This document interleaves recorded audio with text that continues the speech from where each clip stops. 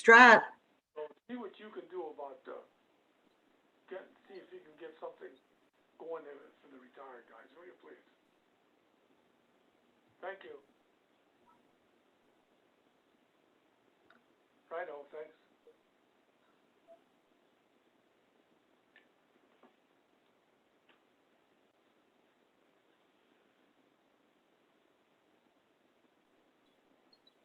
Lucine's in.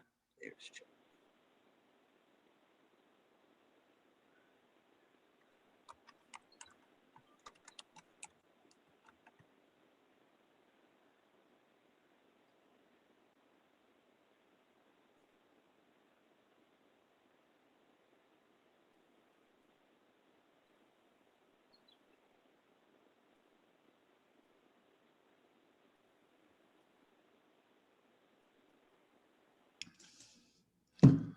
Okay, I believe we have everybody in attendance. Correct. Is that correct? Are we ready to go, Linda? Yes, sir. Everyone else is ready? Yep, the only one missing is the regular pastor. Oh, I thought, geez, yeah, I thought, yeah. I kept confusing Dr. Well, he can wear a couple hats. I am Linda. Yes, you are. So we're missing our regular pastor. Who would like to do the invocation this evening if he doesn't arrive? I'll do it, Jeff. Okay. All right, let's get started. Welcome everyone to the regular business meeting of Reading City Council here on Monday, May 24th, 2021. We're going to open this evening's meeting with the invocation. We're going to ask Lucine to provide us with an invocation. After that, we will rise for the Pledge of Allegiance to the flag. Lucine, it's all yours. Thanks, Council President. As we gather here today, we pray that we are ever mindful of opportunities to render our service to fellow citizens and to our community, keeping in mind always the enduring values of life, exerting our efforts in those areas and those things upon which our future generations can build with confidence. Let us continue to strive to make a better world and a better Reading. Amen. Okay, thank you. Would everyone please rise for the Pledge of Allegiance to the flag?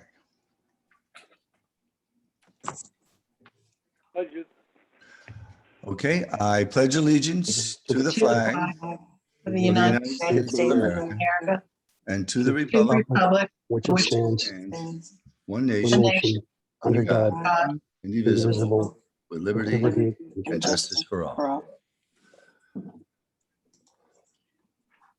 All right, thank you, everyone. Linda, when you're ready, could we have a roll call, please? Ms. Cepeda Freitas, Here. Ms. Goodman Hintershitz, Here. Mr. Marmaru, Here. Ms. Reed, Here. Ms. Sahelnick, Here. Ms. Ventura, Here. Mr. Waltman, President. Here. 7 present, none absent. All right, executive sessions were held regarding litigation during the May 17th Committee of the Whole meeting regarding personnel as per the Pennsylvania Sunshine Act, Title 65, Section 708, executive sessions.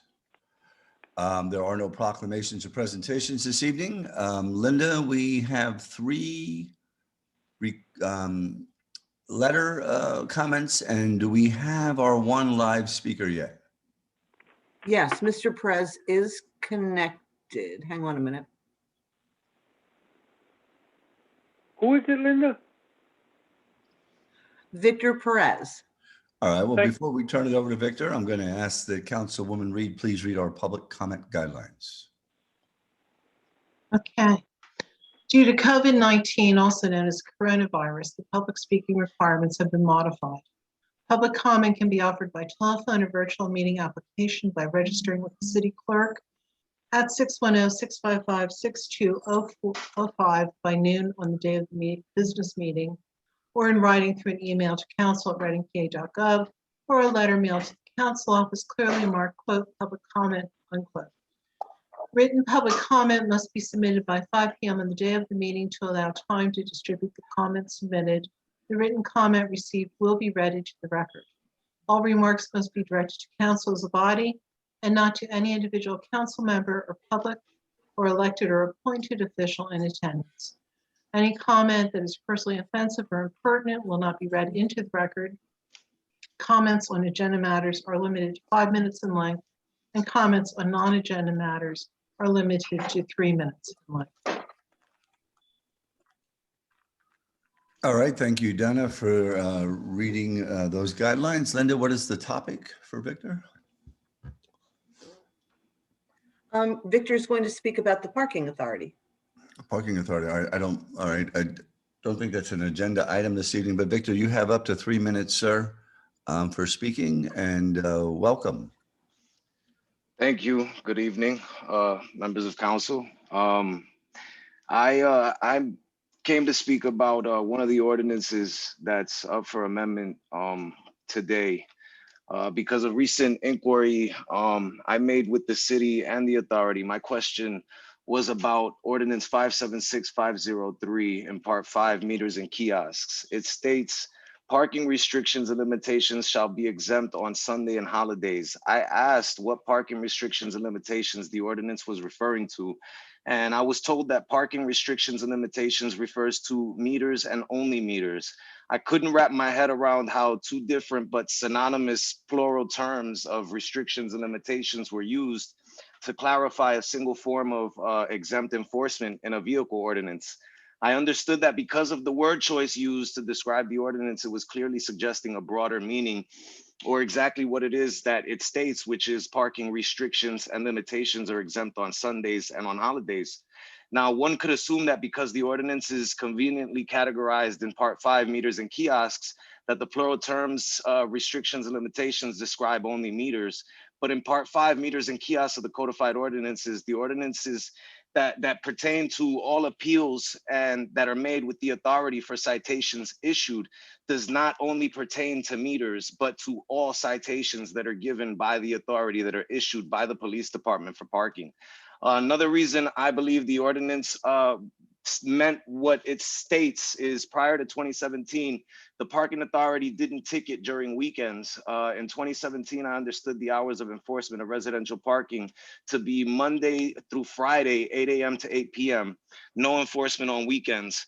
I began to receive tickets past 8 p.m. I questioned the authority about this in 2017 and 2018, and I never got an answer as to why I was receiving tickets off hours. In October 2019, I received an answer from the parking authority, which was that enforcement was 24/7, 365. I never knew the residential enforcement of parking to be 24/7, 365 by the authority. I've inquired at all official levels, at the city level and the authority, to clarify this issue, because it seems that prior to my inquiries, everyone had a different opinion as to what the authority can and can't enforce, what times for residential parking. And that confusion is what led me here today. In January of this year, I asked the city to clarify the hours of enforcement of non-moving violations by the authority. I was told by the city clerk, the executive director, and its solicitor that of the parking authority that enforcement of non-moving violations was 24/7, 365. On May 6th, however, I inquired again, asking the city to confirm the hours of enforcement for non-moving violations by the RPA. And the response I was given was, no, the hours of enforcement for the parking authority have never been 24/7. I then forwarded the emails that stated the contrary of what was written by the city and the authority just 4 months prior. So because of what I was told by the city, and they wouldn't confirm the hours and days in which the authority enforces residential or non-moving violations, it didn't seem that they wanted to explain why the answer has now changed. Because of the time that I have, and I'm limited now, I thought I had 5 minutes. I am limited to 3 minutes. I'm asking if I can get an additional 2 minutes to complete what it is I have to say. You If can, not, Victor. then Go okay. ahead. Thank you. Mr. President. I was told by, I was told by city to contact the parking authority directly after I had inquired about the emails. The city, like I said, it didn't seem that I could get an answer. I have been receiving tickets for inspection over the years on multiple vehicles. A case was held in 2015 where the issue of whether or not an expired inspection citation was valid if issued by the parking authority, because the authority lacked the powers to issue such a citation in a third-class city. Not as police officers under Title 75 PA CSA 6109 and 53 PA CSA 5505, which dictate the powers and duties of an authority of a third-class city. The Berks County Assistant District Attorney ultimately conceded the case because, according to him, he can't cite someone under the vehicle code with a traffic citation. That's the issue that would have had to have been dealt with by a police officer. The ticket was rescinded and the monies returned to the defendant in 2015 and in September 2017. Twice the defendant has had to have his attorney draw up paperwork to fight invalid issue citations, and twice the parking authority has rescinded the citation and returned his monies. Why I wasn't ever afforded the same opportunity, I don't know. I don't know if it was my mistake for being poor, if it was my mistake for not being able to afford an attorney. But a lot of the inspection tickets led to the towing of my vehicles, which led to more fees, loss of work, loss of income, which all turned to stress. Expired inspection violation fees under the Reading Parking Authority prior to amendment was $60. If I were to be cited by a police officer in Blue Marsh just outside of Reading for expired inspection, I would be cited under Title 75, and that same violation is $25. The city of Reading has now amended its fees to increase the already high inspection citation fee to $70, almost 3 times what the state of Pennsylvania charges for the same violation. Instead of assisting us, which is what the authority, I believe, was put there for, it feels as if we're being punished for there not being any parking in the city for years. And it's that lack of parking that it doesn't allow citizens to, if we can't find parking, we park wherever it is we can find parking because there is no parking. These aren't my only concerns. I know my time is up. I appreciate being listened to and given the time by City Council. Thank you, Victor. We appreciate your comments. There will be an opportunity either right after comment period or at the end of the meeting for anyone to comment.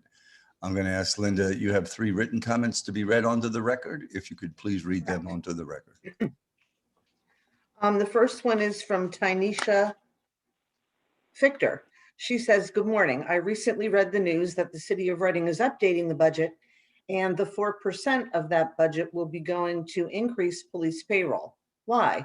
Why increase police payroll if they only do the bare minimum and only protect and serve a few? That money could go to schools in the district, small businesses, updating some infrastructure in the city, and it could even go to telecommunications city workers. In 2019, the police had an update in payroll. Now another one barely 2 years later. This is public comment opinion that I recommend to be taken in reflection. The next is from Becky Ellis, and she says, good evening. I am writing to state my opposition to the increase in pay and increase in the budget, which is being proposed for the Reading Police. Policing in our country has its roots in racism. The specific targeting of socioeconomic groups by the police is evident nationwide. And the only way we can end that suppression is by starting here at home in the city of Reading. A vote for an increase in police pay and budgeting is a vote for the continued suppression of our residents. Let's be the change that we want to see, not only for our residents, but also for our country. Instead of voting to raise the police pay and budget, I ask the mayor to instead make a positive impact on our city by taking steps to end suppression, by freezing the budget for police, and to look into reducing it annually by directing funding towards social services. This way, we can start to strengthen our community and build it up instead of continuing to demoralize our residents with increased policing. Then the last is from Chris Ellis. He says, the police department's percentage of the city's budget is 41%, and it has the potential to reach 50% by 2023, with the new agreement that is set to be ratified at tonight's meeting. The Reading Parking Authority has increased costs to park and wants to create new reasons to fine people with silly lines on the street for people to park in or face yet another ticket. We just saw the passage of fines for panhandling, which makes zero sense from any vantage point.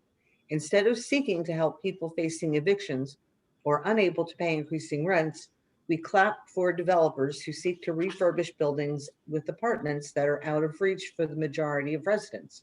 Properties are being gobbled up by developers and flippers all over the city with little resistance. A budget is a moral document. It says what our community cares about. We spend an incredibly low amount of money on our parks, our libraries, our community.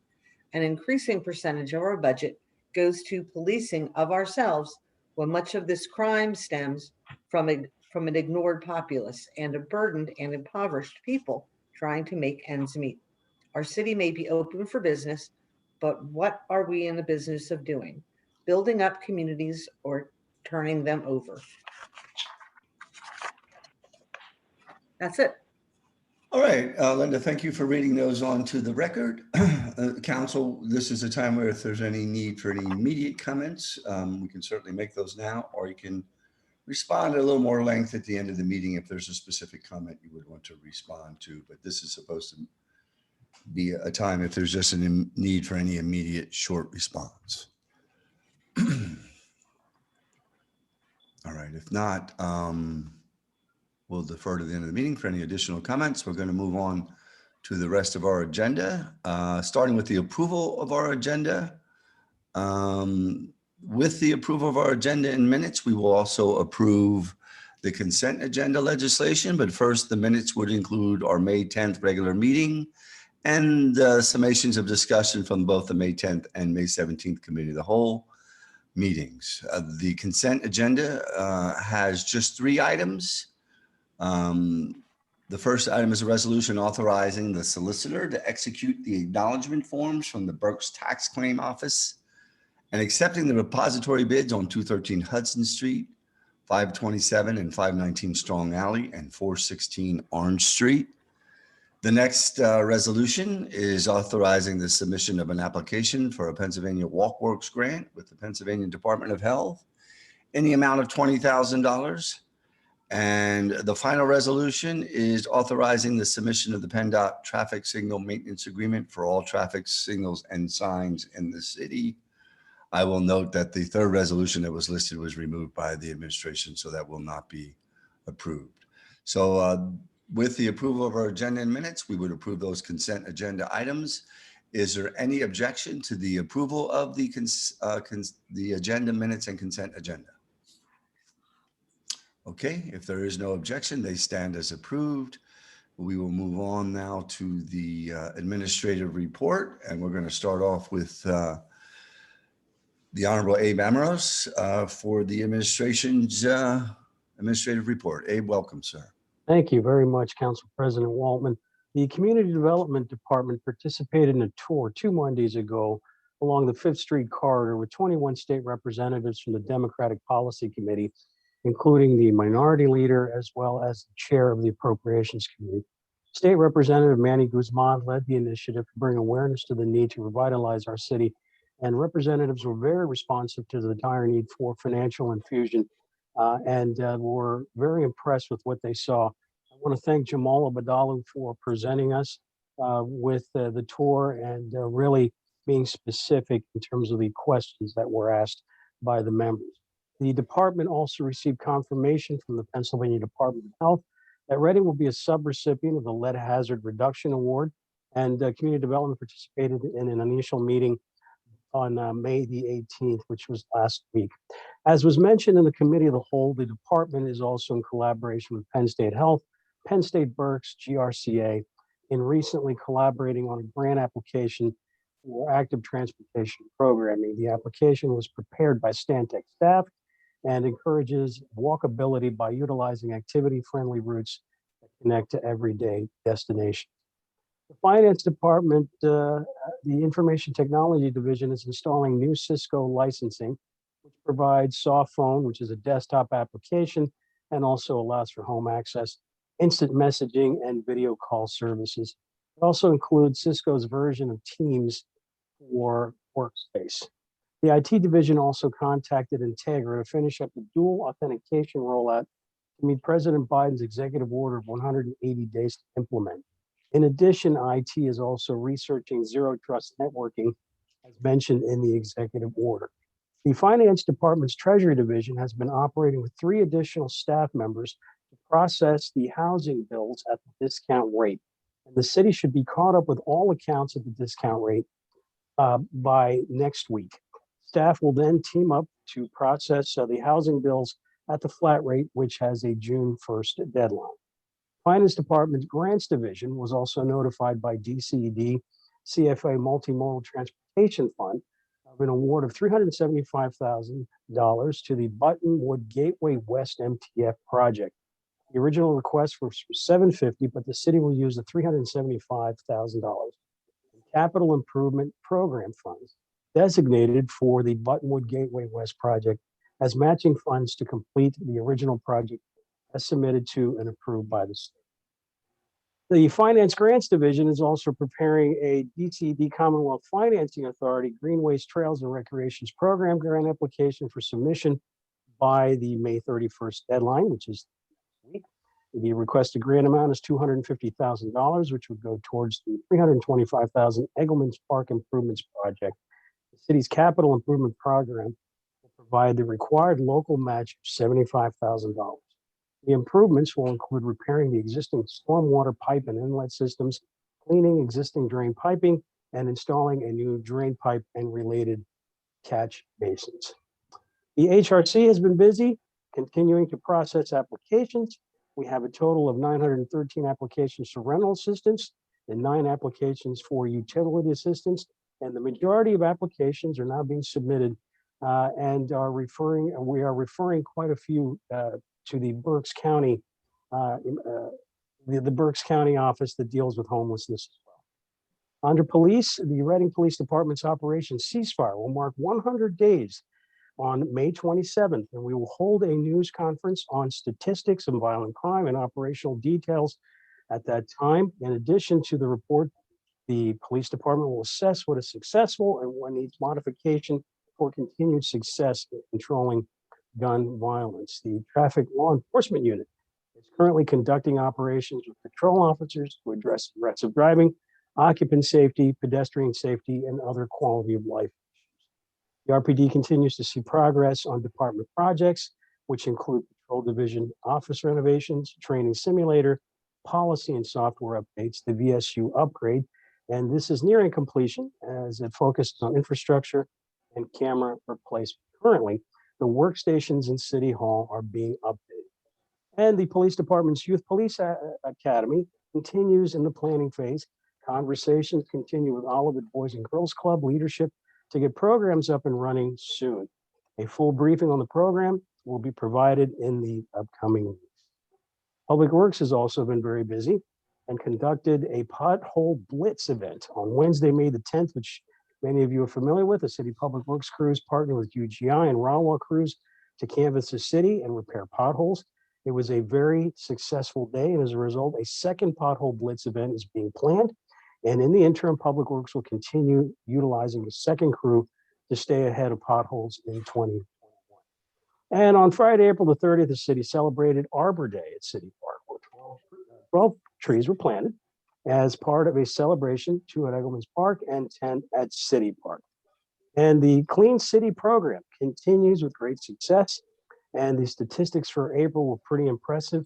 176 storm drains checked, 106 storm drains cleaned, 159 residential electronics picked up, 11,439 pounds of electronic devices recycled, and you could see the rest in the report, but it's all good. It's all moving in the same direction. Now, for some of you who may have seen some work being done on Penn Street, I'd like to give you an update of what's taking place. For starters, the clock at 5th and Penn is being worked on. 3 sides have been repaired. but the fourth side needs a new motor, which is being ordered, but we're not sure when the arrival time is going to be. Many of you also saw construction that began on the first concrete circle at 4th and Penn. It started at 7:30 a.m. this morning. Most of the concrete was broken up and hauled away. And tomorrow, the trees will be coming down. And if anyone was questioning, this was approved by the Shade Tree Commission. And the businesses on 4th and Penn are anxious to improve the facades. This action today will be a great help to them. Penn Street is blooming. The planting of spring summer flowers has begun and offered an immediate facelift for Penn Street. Rawa is also assisting with the watering, and businesses are beginning to work on the areas in front as well. And lastly, Hope Rescue continues to do an excellent job keeping the downtown area clean and has been assisting us with other tasks as well. So I'm happy to answer any questions anyone may have. Okay, starting off with Lucine. Go ahead, Lucine. Thank you, Managing Director. Question regarding your last statement. You said 4th and Penn. The tree wells is what you're talking about there. Is that correct? Yes, you're correct. Yes. And that's on both sides, on Yes. both the north and the south side? Yes. Yes. Okay. Uh, And go ahead, I'm sorry. no, go ahead.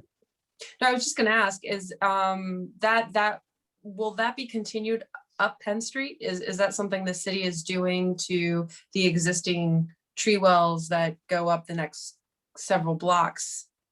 We're starting with the tree well directly in front of Maria's restaurant. Mhm. That is the priority. We've heard a lot of feedback on that project, and we're pleased that the owner, Umberto Grande, is also on board with that as well. And those typically are the responsibility and property of the city, if I'm right. Okay. And so if other blocks wanted to follow suit, because I've heard other people request or inquire about the fact that my property only goes up to this point. If I wanted to do something about that or contribute towards that, how do I do it because it belongs to the city? What would be the appropriate process there? I think the best thing to do is just to engage in a conversation. So have them directly reach out to my office, and I will engage the pertinent departments and directors on that as well. But we're happy to listen to those. Thank you. And my second question is, as soon as you have any updates about the pool, we Sure. greatly appreciate them. I was out there today. And I am optimistic. I can't put this in stone. I'm not putting this in writing. I'm optimistic that we'll be able to open it up by mid-June, mid to late June. I know that we're not in a position to have it done by Memorial Day, but again, we're optimistic. At worst case scenario, folks, 4th of July weekend. However, the change orders were pretty brisk and the work continues. There were workers there when I was there this morning. So they're working on the change orders and they're working on it. It's a big project. It is a big project and it's a very important one. Oh, yeah. So we're glad that the appropriate attention and time is being focused to. And in the meantime, when we have 90-degree weather weekends like we just had, that's when hopefully all of our splash pads will be heavily utilized. Definitely. Thank you. Okay, additional questions? Go ahead, Donna, and then Marcia. I just want to say thank you for the beautification of the downtown with the flowers and the weeding of the islands. You know, I've been haranguing about that for a while because having done that myself for several years, I know it's involved and I know you got to start early.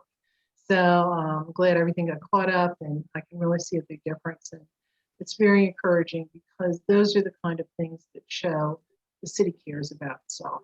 And the neglect that I saw over the past years was very disheartening and really a bleak image for the city. And the contrast now is extraordinary and very welcome. I'm glad to see those tree wells coming down on a number of levels. I think that will enhance quality of life issues without the canopy of darkness and with new trees being planted. I think it will keep the downtown moving as opposed to folks loitering around and maybe becoming points of concern for folks. And I'm hoping that as you move uptown with different ideas, working with Redevelopment Authority and others, that we can see those tree pits replaced by more appropriate seating as well as more appropriate green space. So it's all good. And one thing one thing you didn't mention, Abe, that you should have, was the meeting with the downtown business owners last week. That was excellent. I know Johanny and I were there. Good. It was as heartening a downtown business owners meeting as I've seen in the many years as I sat on council, or even prior to that as a reporter. And it is really great to see the participation, to see the city involvement, and to see the back and forth between the business owners. It's what's been long overdue. It was a wonderful event, no doubt. Okay, thank you. Marcia? Okay, first a quick question and then something fabulous I'm excited to share with all my council mates. But a question about Eggleman's Dam, and you don't need to answer this tonight. However, I was wondering, based on some concerns of all of us that Travel Hill Road, when is it going to be possible to fill the dam up with water again? It's an excellent question, and I'm happy to say we have a meeting on that subject tomorrow, as a matter of fact, at 10:30 a.m. I'll keep Okay. you posted. Okay, well, I'll be seeing you later that morning, so maybe Yes, you can you will. update then. I certainly will. Happy to do Okay. that. And I know we've heard a lot of concerns, of course, about the dirt bikes, the noise, all different other kind of problems. And I had two experiences this past week with, I just observed outstanding performance by our Reading police officers. One, I had a report after a council meeting. There was a dirt bike coming up and down Fairview Street, went up to Neversink playground, called the police. The officer handled it so well with the child, who was very upset because he was like, this is something I want to ride around. My parents bought it for me. I don't understand why I can't. The officer spoke with the parents, a neighbor who spoke Spanish, then helped to communicate with the parent, and everything was handled very well. It was unfortunate that the officer needed to get pulled away, I believe left very rapidly because of the shooting that occurred. But again, it was a good start. Several evenings later, a neighbor pointed out to me that a police officer had come up to Neversink Playground and was actually playing ball with the kids and interacting with them. Just heartwarming to see that happen. And the neighbor was the one who wanted to thank the police officer, and we all did, because it was, again, some problems were occurring with kids throwing stones into cars. But by that time that was taken, it did more to build up the bonding and the attachment to the community. And it also counteracts all the negative things we're hearing about police officers. One person that spoke earlier, a council comment, talked about nationally. We need to take the same amount of time to be able to applaud the actions of the police officers as is spent trying to put fear into people's lives about interaction with police. So kudos to the Reading Police Department. I hear that's going around citywide. I don't know whether any of my fellow councilors have observed that, but again, it's really what we need to see moving forward with the city. Thank you again. Thank you. Okay, additional questions or comments, anyone? Go ahead, Johanny. Hi, thank you for the thorough presentation.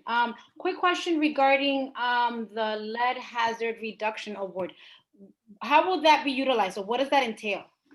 That is really going to be used for older homes abating the lead.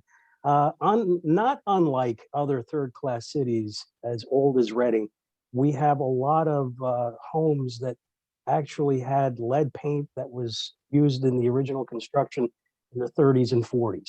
And so what this grant is going to be used for is removing it, physically removing it. And as you know, lead is a harmful substance. And if ingested or if it comes into the contact with the body improperly, it becomes a real hazard. So I could get you specifics as to how that money is going to be spent through community development. I'm happy to follow up with you, Councilor, tomorrow, as a matter of fact, as early as tomorrow. Thank you, Abe. Sure. All right, are there any additional comments or questions for the managing director? All right, if not, thank you, Abe, sir, for the report. We're going to welcome the lovely Maria Rodriguez, our city auditor, for the city auditor's report. Good evening, Maria. Good evening, everyone. The first item on my report tonight is the real estate transfer tax revenue as of April 30th, 2021. For the month of April of the current year, the city collected $717,000, $308.73 in revenue for real estate transfer tax. And as of April 30, 2021, a total of $2,955,344.27 has already been received, which is 63% of total amount budgeted. Out of this amount, $884,799.64 has been received for properties sold for more than $500,000 threshold. See second table on this report. Also, there has been a total of 851 transactions for real estate transfer tax, of which 721 transactions were taxable and 130 were not taxable transactions. This data is explained in the third table of this report. The second line item is the earning income tax and earning income tax prior update as of April 30, 2021. For the current fiscal year, the city budgeted $20.2 million for earning income tax and earning income tax prior.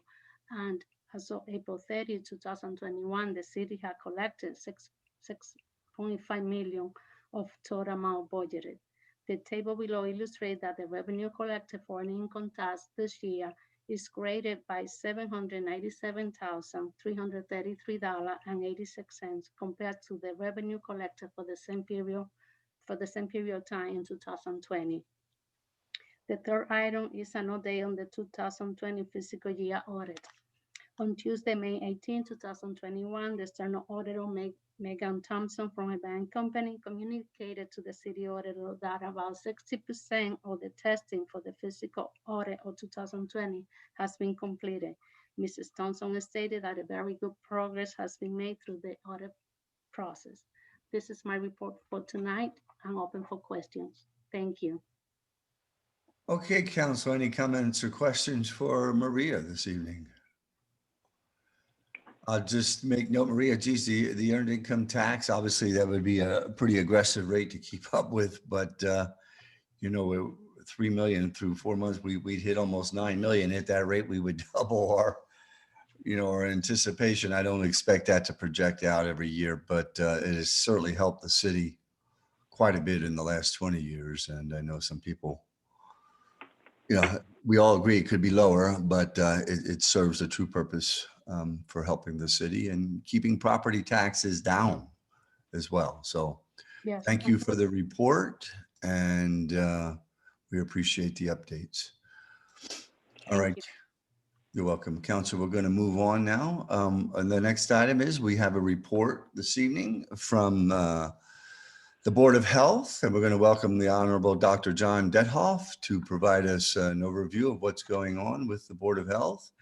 And we'll open it up with any questions after John has completed his update. So John, good evening and welcome, sir. Well, thank you. I want to thank the members of council to allow me to report what the Board of Health has been doing since my last trip here, which I guess was in 2019 or 2018. For those, just some basics for those of you who may not know, the Board of Health meets the first Tuesday of every other month at 4 p.m. We had been meeting in City Hall, but since the advent of COVID, we've been doing that remotely. And it's actually worked out well. I think we have better attendance because there are a lot of people who have trouble getting into City Hall who are able to make it. So I wouldn't be surprised if we continue to do that. The board is supposed to be configured of 5 permanent members and 2 alternate members. Unfortunately, we've had problems populating the board fully. We currently have 4 members on the board. I am one of them, and I'm a retired orthopedic surgeon. We had another physician that we lost about a year or so ago. We had a great difficulty replacing her. She was an infectious disease expert, but I'm happy to say that about 2 or 3 months ago, another physician joined our board, a physician by the name of Mary Kelleher. She has her background in family practice, and she is also has a master's degree in public health. And she's the director at the Berks Community Center down on 11th and Rockland Street. So she is, unlike myself, who's kind of retired and out of touch with mainstream medicine in town. She's very much in touch with what's going on in the city, and particularly the workings of the inner city health department. So we're really happy to have her on board, and I think she's going to be a real addition. The other two members are a registered nurse and then a community member at large. There is another position on our permanent who we've never been able to fill because that person is supposed to be somebody from with a background in environmental health. And I'm happy to say that we finally have somebody who I think is going to be joining our board very soon in that capacity. So that would round things out for us, which would be wonderful. The board also receives receipt from, or support, I should say, from the assistant solicitor, Anna Lamano, and the deputy city clerk, Michelle Smith. And without Michelle, I don't know that we could operate. She's really been good. Now, what we're supposed to do, if you read our mission statement, the Board of Health is charged with preventing the spread of infections or contagious diseases which have been observed in the city, and with preventing, abating, or removing conditions found to be detrimental to the public health. Well, the irony here is we have just gone through the biggest public health crisis that any of us will ever see. And despite that, the Board of Health was really not in a position where we were very limited in what we could do. I'd like to explain why that was. First of all, if this were 1912 and we had an outbreak of smallpox, it would be up to something like the Board of Health, and we would, marshal the forces and figure out, who had to be quarantined, et cetera. But with this particular outbreak being literally an international event, the CDC was all over that, and all the directives came down from the federal and then from the state level. So we were never in a position where we, could make any dictums as to how this was supposed to be handled. I was hopeful in the beginning that we could be helpful, because what happened in the very beginning, and I want to explain this because there were a lot of misunderstanding. When the outbreak first happened, and we didn't know where it was it next door to us? Was it in another community? There were other counties, for example, Northampton, Montgomery County, where they had websites. Their Department of Health had websites where you could go on and you could get very, very detailed information on exactly where the people were who had this. You could figure out whether it was your next door neighbor. And we in Berks County didn't have any of that information. And the question was why? And we were initially told that you needed a Department of Health. They wouldn't give that information out. So I got on the horn and got a hold of the state officials. And what was explained to me was that as a throwback to actually back in the days of syphilis, because of patient confidentiality, these rules were made that no information on public outbreaks could be given unless it was given specifically to Department of Health. Now, in the state of Pennsylvania, there are only 6 counties that have their own Department of Health. We don't have our own Department of Health. We do have a Department of Health by virtue that the state has a Department of Health that is here in Berks County. There are 2 employees down at 4th and Cherry, so they are our Department of Health. But they were unwilling to give that information to us because they said that we're a Board of Health. We're not really a Department of Health. If you look at other counties like Lehigh Valley, they have like probably 6, 10 employees full time. And when those counties were given that information, then they were responsible for acting upon it and doing the contact tracing, et cetera, which we couldn't do. So that's why we never got any of that information. What that led to, though, was a discussion countywide as to whether or not Berks County should have a Department of Health. And so that's actually, I understand that a committee has been formed to look into that. And Dr. Kelleher, who I mentioned a moment ago, who's on this committee, will be very much involved with that. And where that's going to go, I don't know. I did ask several times, particularly when we were having problems getting vaccinations in Berks County, I asked the question, had we had a Department of Health, would we have been better off? Would we have gotten more vaccinations sooner? And the answer I got was probably not. So if we ever do decide to have a Department of Health, the county has to pay for that. The state chips in some money because they don't run the Department of Health for us then. So there are ongoing discussions about that, and Dr. Kelleher is going to be very involved with that. Nonetheless, we did obviously stay attuned to what was happening with COVID. Early on, we were very concerned about whether the emergency responders had the proper equipment, masks, et cetera, and we tried to help them with gaining some of those supplies, but as it turned out, those were all marshaled down through the county. But we did then have updates. We were particularly concerned about the eviction moratorium. We were worried about how many people might be homeless and what that may do to the health of the populace. But fortunately, that was handled with less problem than I feared, I should say. So that's really about all I had to say about the COVID experience per se. The Board of Health is involved with a number of other things. Most of you may know about an organization in town called Berks Teens Matter, which was formed as an initiative between the Coe County Wellness and the United Way. It was originally formed a few years ago because although the numbers in the United States are dropping for teen pregnancies, they weren't so hot in Berks County and particularly Reading. So this organization was formed to address that, and actually has had some very significant positive impact in that regard. Recently, they've started to change their focus a little bit from simply trying to reduce teen pregnancies, but they've gotten more into sexual health and relationship issues. They've had a health resource center up at Reading High School that's been up and running for a while. And unfortunately, that had to go remote, but it is still in operation. And the part of the leadership committee, or I should say, we send a member to their leadership committee meetings. So we stay kind of on top of that, and we try to help them out whenever we can. The board has also been receiving regular updates on the work that the city is doing with the United States Environmental Protection Agency regarding the lead abatement and those issues. And then really the other two issues that are really still stagnant is when I reported to you 3 or 4 years ago, a number of years ago, we were recognized the need to update a number of our regulations. We have regulations on the books here in the city that dovetail into the state regulations. They either mimic them or they refer to them. And what has happened is that the state has updated those regulations over the years in 2013 and then again 2015. But the city is actually, the codes in the city actually still dovetail into and refer to the 2003 edition.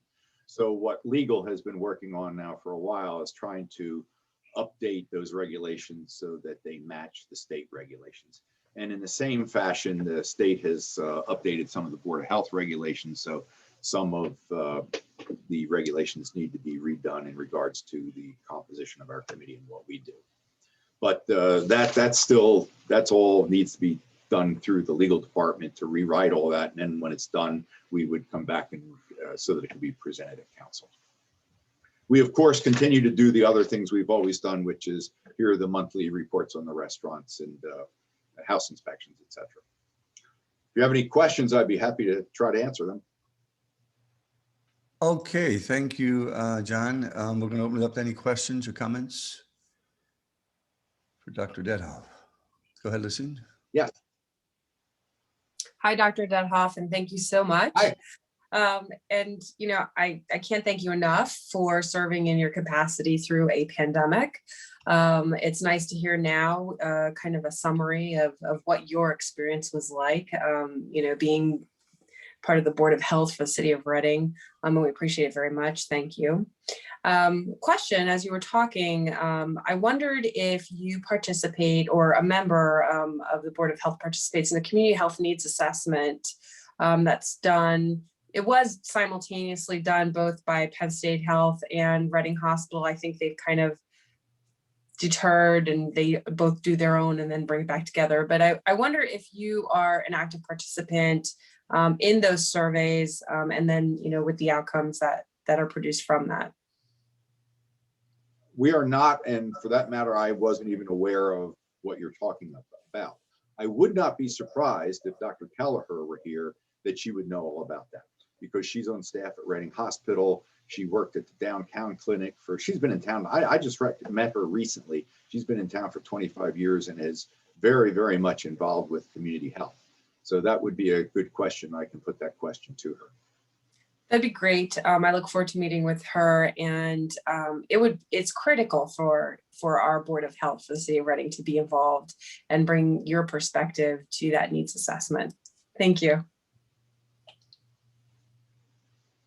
Okay, any additional comments or questions, please?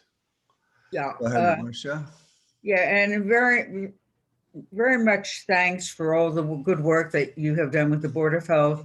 And I know it's been a real struggle considering that we have the imbalance of not having a county health department, but I believe this may get the dialogue started. So I would hope that the Board of Health can be an advocate for that, to be able to continue to push that agenda forward. It's just something we very much need.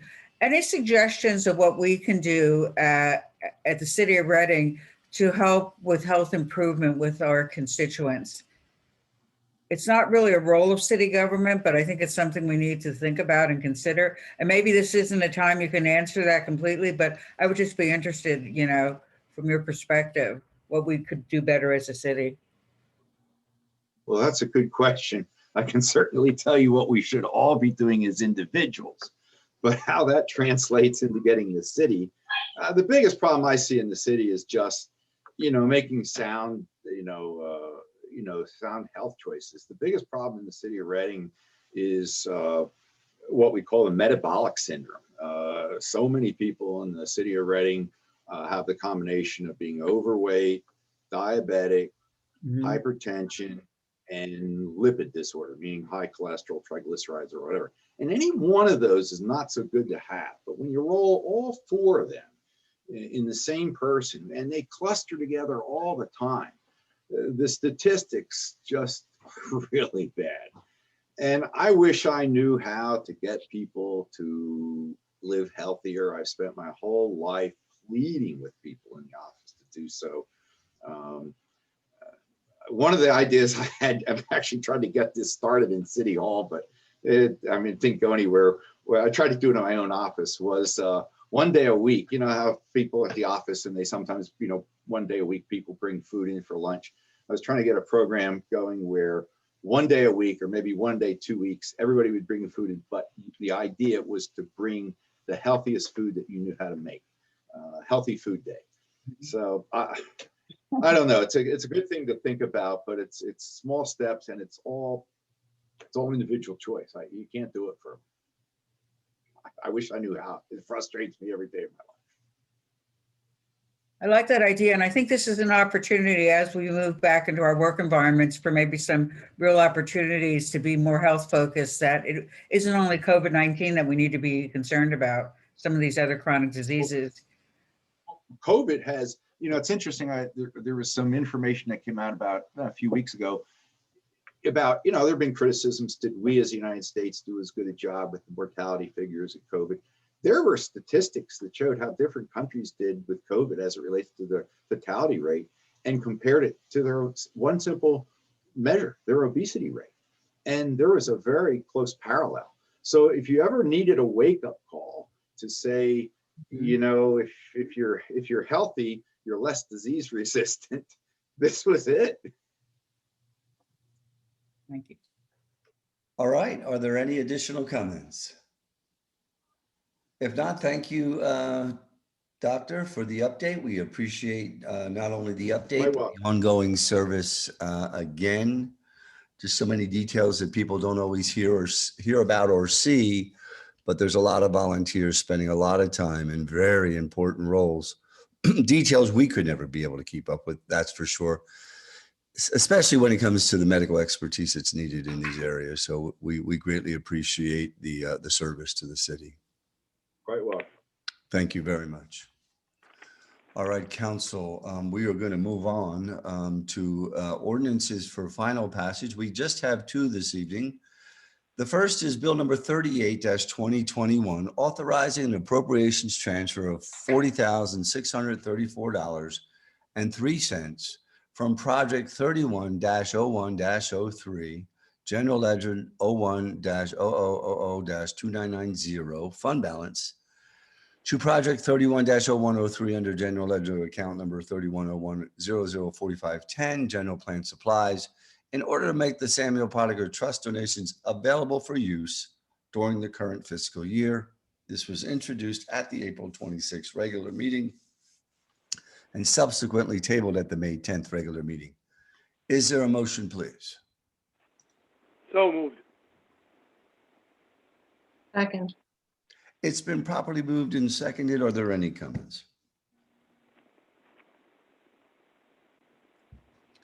All right, if not, again, this is just putting the funds into a trackable fund that the use of these funds will require the approval of City Council, and they are to be used in generally charitable fashion, as stated by the will of Mr. Pottinger.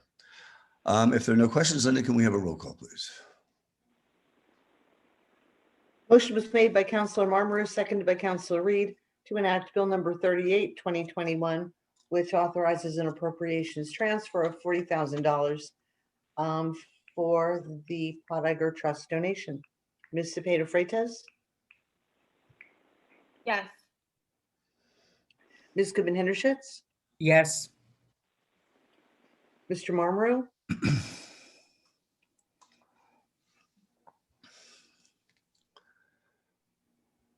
Yes. Ms. Reed, Yes. Ms. Sahelnick, Yes. Ms. Ventura, yes, Mr. Waltman, President. Yes. 7 yeas, no nays. Okay, the next ordinance is Bill number 42-2021, authorizing the total transfer of $99,000 from General Ledger Rental Parking Authority to General Ledger Contracted Services to provide funding for special counsel to the Planning Commission to provide specialized legal advice relating to subdivision and land development projects, review of ordinance amendments, agreements, and resolutions, and general legal matters involving planning and zoning. This was introduced at the May 10th regular meeting. Is there a motion, please? So moved. Second. Been properly moved and seconded. Are there any comments or questions at this time? All right, if not, Linda, can we have a roll call, please?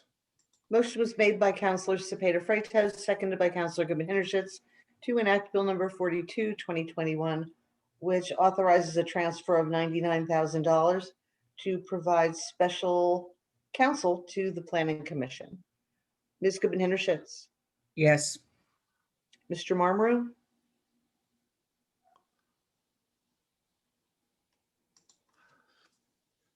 Strap? Yes. Ms. Reed, Yes. Ms. Sahelnick, Yes. Ms. Ventura, yes, Ms. Cepeda Freitas, Yes. Mr. Waltman, President. Yes. 7 yeas, no nays. Okay, we're going to move on to ordinances, introduction of new ordinances. We have 7 to be introduced this evening. I'm going to ask that Councilwoman Marcia Goodman Hintershitz to please read them onto the record. Yes. A, ordinance amending City Code Chapter 576, Vehicles and Traffic Sections 503, clarifying that parking meter enforcement is exempted on Sundays, New Year's Day, Memorial Day, Independence Day, Labor Day, Thanksgiving Day, and Christmas Eve and Christmas. B, ordinance amending City Code Chapter 576, Vehicles and Traffic, Part 13, Motorized Devices and All-Terrain Vehicles by modifying the enforcement process and adding the process and an appeals process which will allow the police department to destroy the vehicle seized. C, ordinance amending City Code Chapter 23, Boards and Commissions, Part 23, Code and License Appeal Board by adding appeals to Chapter 576, Part 13, Motorized Devices and All-Terrain Vehicles. D, ordinance amending the City Code fee section 212 to 144 by adding fees for towing, relocation, and storage of ATV and dirt bikes. And it lists the description, the fee, the ordinance number, and city citation number for the following: reclamation, cost for impounded ATV, snowmobile, dirt bike, towing, relocation fee for ATV, snowmobile, towing, relocation fee for dirt bikes, and storage fee for ATV, snowmobile, and dirt bike. E, ordinance authorizing an appropriation transfer of $241,000 from general fund rental parking authority to capital fund public works parks to enable the construction of the Canal Street Skate Park. F, ordinance restricting parking to maintain the requisite number of no parking signs along both sides of North 9th Street in the 1100 and 1200 blocks as depicted on the parking drawing entitled Exhibit A. The purpose is to comply with the conditions of PennDOT Highway Occupancy Permit Application number 238205 associated with the Marion Street Fire Station project. And G, ordinance authorizing the total appropriations transfer of $294,336.75 from general fund rental parking authority to general fund part-time wages in order to increase base pay to $15 for most part-time staff. All right, thank you, Marcia, for reading those onto the record. We're going to move on to our next items here this evening on the agenda, and they are resolutions. We have 3 of them this evening. The first resolution is ratifying the ASME 3799 contract. Is there a motion, please? Motion to table. Second. All right, it's been motioned to table.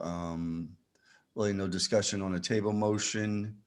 Linda, can we have a roll call, please? Motion was made by Counselor Cepeda Freitas, seconded by Counselor Goodman Hintershitz to table Resolution 53, 2021. Mr. Marmaru?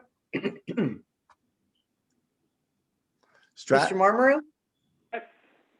I heard a yes there deep in the background. Ms. Reed? Yes.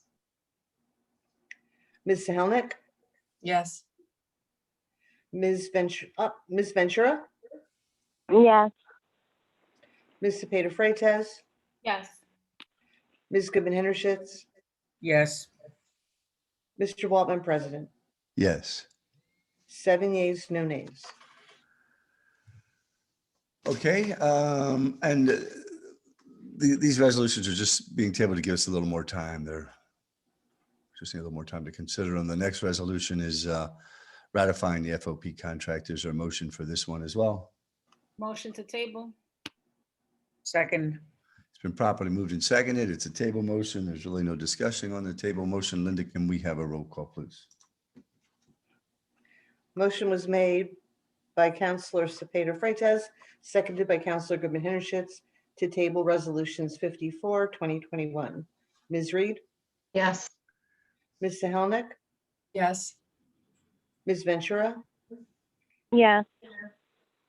Ms. Cepeda Freitas? Yes. Ms. Goodman Hintershitz? Oh, yes.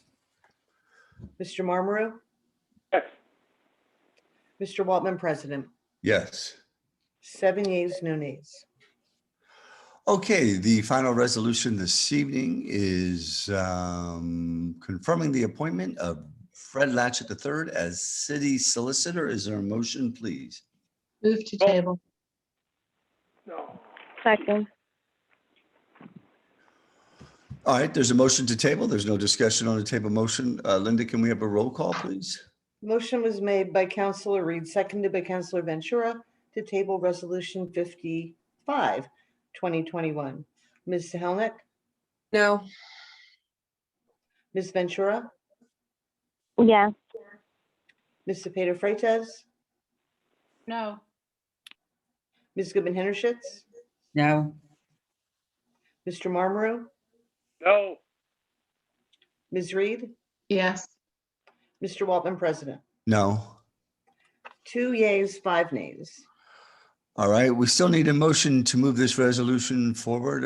Is there a motion? So moved. Second. All right, it's been properly moved and seconded. Are there any comments?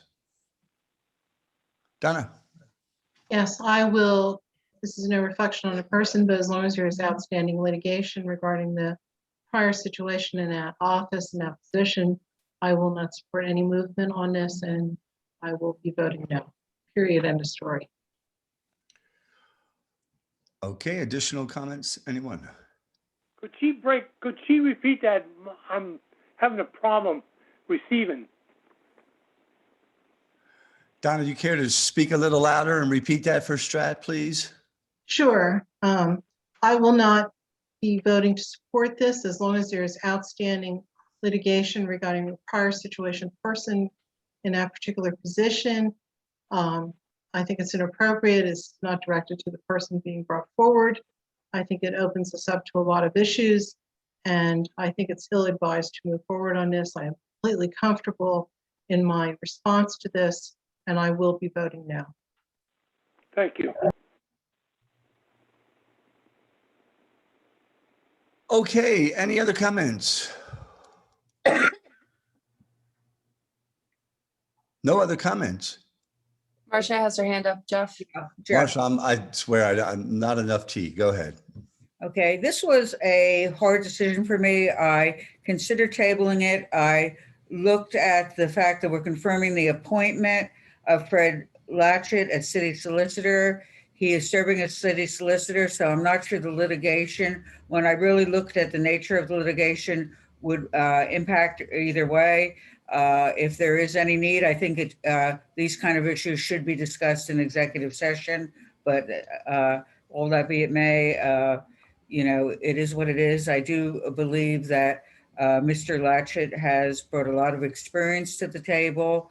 I think for me, it's a matter of us moving forward rather than getting caught up in a quagmire of pending litigation, because that's always the situation the city is, and we would never move forward. Thank you. I'm sorry, any additional comments, anyone? Yes, if I may, Jeff. Go ahead, Strat. I'd like to congratulate Mr. Butler, who was my opponent in the race last Tuesday. Hey, Strat, we didn't vote yet on this appointment. Can you hold off on those comments? I'm sure Wesley's going to really appreciate them, but we're still on this resolution, okay? I'm sorry. No problem. Additional comments, anyone? Lucy? Yep. I think that from my perspective, it's important to keep these issues separate. The issue at hand is the mayor's appointment and recommendation of Fred Latchett for solicitor. We have had the opportunity to interview with him. We have reviewed his resume. We have had extensive ability to work with him in multiple capacities. I have interviewed with him directly as well to ask him additional questions. I appreciate that time and effort behind that as well. And I'm happy to move forward with the appointment this evening. Any additional comments? All right, I will simply say, yeah, I will congratulate Fred as well. I think, you know, we all have our strengths and our weaknesses, and this is a position that Fred has slowly grown into. He's going to have to grow more into it as time goes by. And I don't think anybody's, you know, being unrealistic, that we all have things to improve upon. And he also has his own strengths, as we all do. So we're thankful for the commitment to the position. We know you'll try to do your best. And when you don't know, you'll seek the correct answers and use your team. I know you have a strong support staff. I think that gives me a little more comfort. And knowing that you'll have that staff to assist you in a multitude of legal issues in the city. I think one of Fred's greatest strengths is if we do challenge him sometimes, he doesn't get overly defensive and is willing to say, okay, let me look deeper into that and see if there is some truth to that. I have worked with attorneys in the past. Geez, they were like brick walls. So I love attorneys, by the way. So Fred, thank you for willing to commit to the position, and we look forward for your legal leadership and your growth and our growth with you as things go by. We have to make the most of all that we have in each other to become a stronger city. So appreciate your stepping up to take the position. If there are no other comments, I'm going to ask for Linda to do a roll call, please. Motion was made by Councilor Marmaru, seconded by Councilor Sahelnick, to adopt Resolution 55, 2021, which confirms the appointment of Fred Latchett as solicitor. Where are we? Ms. Ventura, No. Ms. Cepeda Freitas, Yes. Ms. Goodman Hendershitz, Yes. Mr. Marmaru, Yes. Ms. Reed, No. Ms. Sahelnick, Yes. Mr. Waltman, President. Yes. 5 yeas, 2 nays. Okay, congratulations, Fred. We'll move on to the next item on our agenda, and that's council comments or administrative comments. If anybody has a pressing issue, I will open up the floor. If anybody has anything pressing to share this evening, we'll start off with Marcia. Yeah, and I'd like to be the bearer of good news to the community with the hard work of our Public Works Department. The flagpole at the island on the Reading Pagoda has been fully restored. And on June 13th, the day before Flag Day, starting at 1 o'clock, we will be raising the flag high above Mount Penn in the city of Reading. And I would welcome all our viewers, council members to join us for that celebration. I want to thank the Patriotic Order of the American Sons for continuing to donate flags to fly high above our city, and also working with some of our community members to be able to bring some vocal music. I'm not at the liberty to say who might be joining us up on the mountain on the 13th, but that will be happening. So I've been very pleased with that, and we will continue to work to be able to make all our recreation areas, all our parks and our playgrounds being a place that we can enjoy and be proud of. Thank you. Okay, additional comments, Lucine. Jeff, can I make that comment now? You know what, Lucine, do you mind waiting for Strat? Go ahead, Strat, please. I said, I'm sorry if I interrupted the last time. Is it okay to congratulate Mr. Yes. Butler? Yes, yep. I'd like to congratulate Mr. Butler on his victory last Tuesday. He'll be taking over my position here in District 4, and I know he'll do a good job. He's a good kid. Thank you.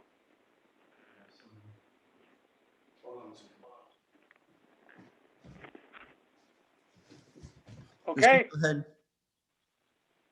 Okay, so this weekend I ran into Chief Stout, and he was over in the 18th Ward on his way to celebrate his father, Chief Stout Sr.'s 80th birthday. So I really hope that it was wonderful. There's quite a legacy there, and I hope it was a great acknowledgement for the service that has been happening with that family to our city.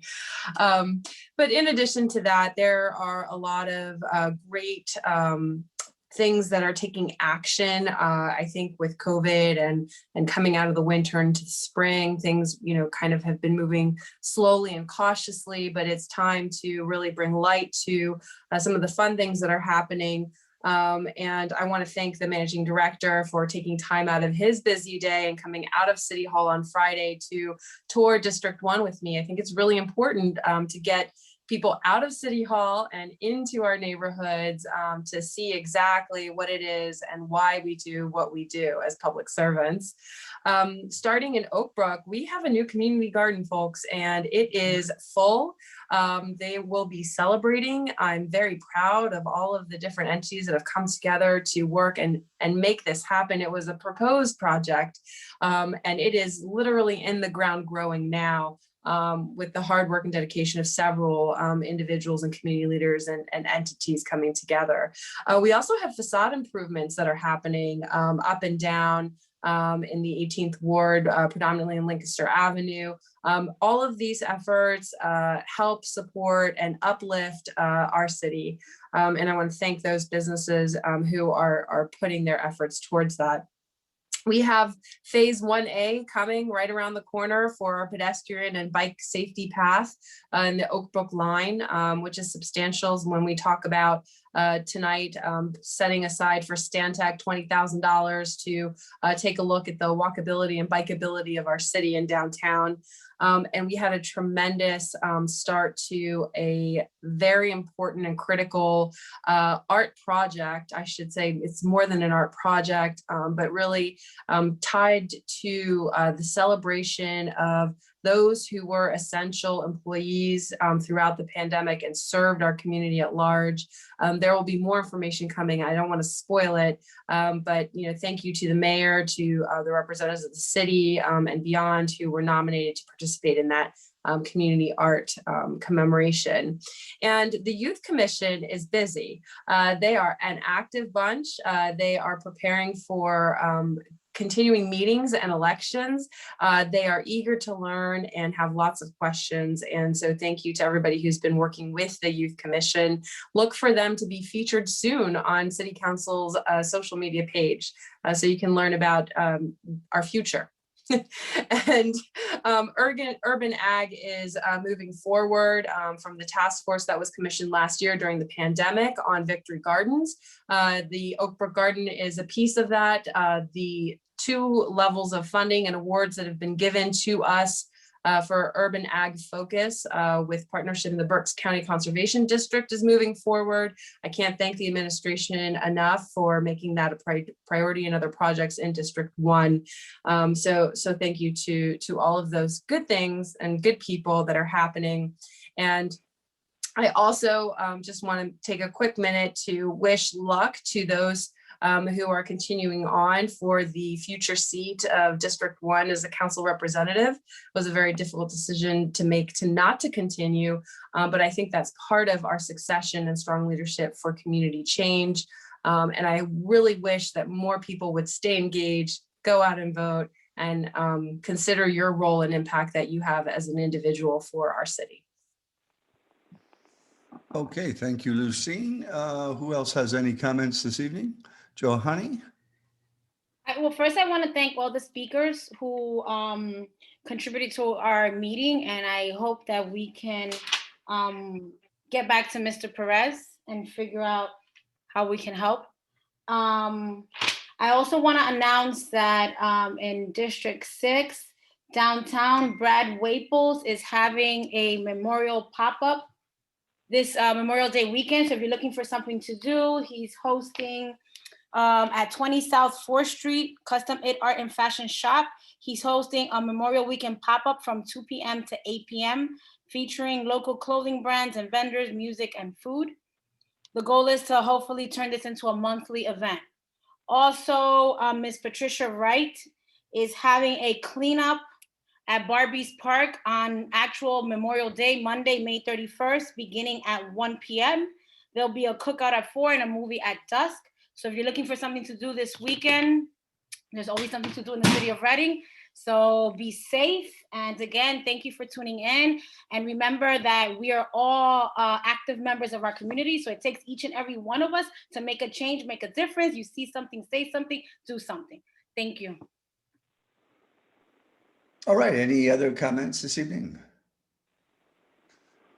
Just real quickly, Victor, I think you're still on the call here, but I can't interact with you during this, but I didn't fully understand all your comments. I know if we ask the same question to different people, they may interpret it a different way, but if there are specific areas of our ordinances that you feel are either misleading or extremely misleading, I'm going to ask that you forward them to us in writing. If you send them to Linda or to me directly, we'll make sure the body or Johanny or any member of council will take a close look at them to see if they're as fair as possible, or if we can make them even better.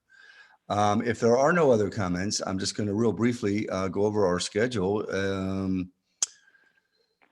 There is no meeting next Monday. We may possibly have a special meeting Tuesday relevant to the contracts. If not, we will try to schedule that for Monday, June 7th. We do have a nominations and appointments committee on Monday, June 7th at 4 o'clock. We have a committee of the whole meeting at 5 o'clock. And our next business meeting, regular business meeting, will be Monday, June 14th, immediately following the committee of the whole meeting that begins at 5. If there is no other business this evening, I simply need a motion to adjourn. You got it. Bye-bye. Thank you, everybody. Good night. Night.